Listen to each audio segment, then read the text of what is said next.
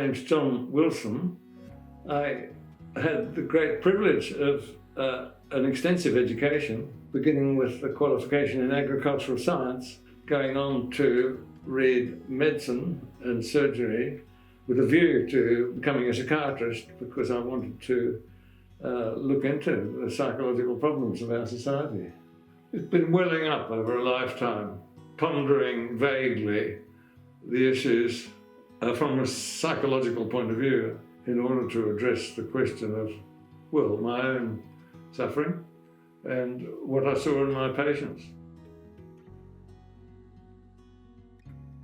The word ecocide was first used by an American botanist, referring to the deliberate and wanton destruction of nature with the defoliant Agent Orange in the Vietnam War. I've applied it to the general impact of modern society and global civilization on the global ecology.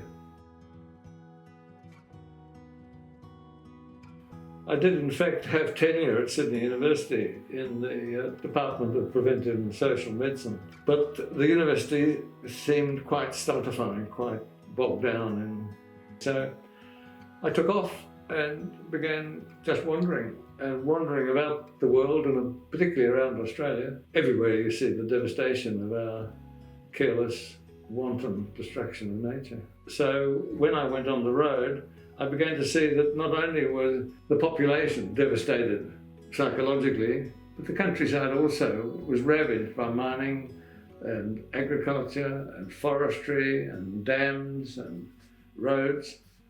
Everywhere, our careless footprint.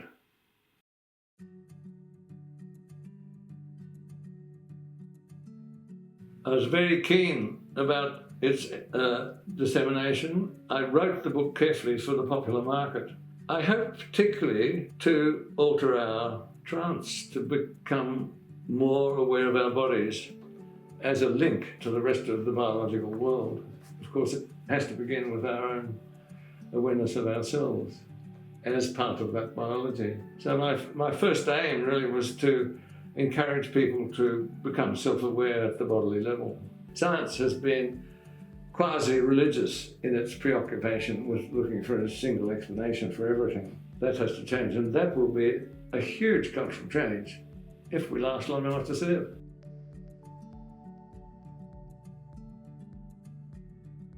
There is good scientific evidence that in fact we're not individuals, that we exist only in relationships, that we are made of relationships. And these friends of mine have been very significant relations to me. Michael Balderstone I might mention first. When I was finding my very painful way out of the very conservative reactionary family in which I grew up and went to talk with Michael, he said, "John, any step out of it has to be in the right direction." Later on, I met Chris Dewhurst, who asked, "What have you been doing?" I said, "Well, I've written this book." "Oh," he said, "I want to read it." Then he said, when he'd read it, "This is mind-blowing. I want to be part of this. I want to see this book published." But I think John's book has the potential to collapse the industry of belief. David Halpin has been a friend over 30 years from our time together on the Timbara campaign opposing gold mining company. He painstakingly, slowly, carefully and with great intellectual might, even with footnotes, traces from Plato to present and shows that our current malaise is not fossil fuels, they're the symptom.